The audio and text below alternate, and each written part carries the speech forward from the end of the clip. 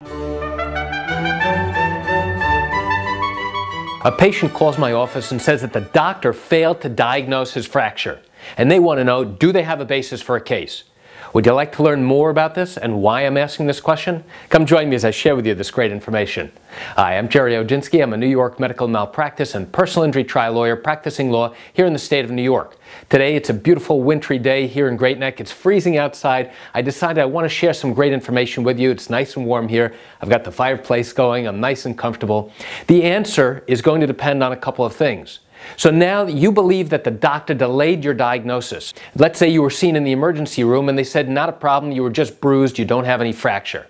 You continue to have pain, and a week later you go to an orthopedist. The orthopedist evaluates you, takes an x-ray and says, of course you have a fracture. The key question is, if the condition had been diagnosed earlier, would your outcome or the treatment be any different? That's the key. That's what's going to determine whether or not you may have a valid basis for a case. Because if the treatment is the same a week later, then in all likelihood there's nothing that we can do to help. If the outcome is also going to be the same, in spite of the 1 week delay, again, it's going to be very challenging to show to a jury that, number one, the doctor departed from good and accepted care, and as a result of that, you suffered significant injury or harm.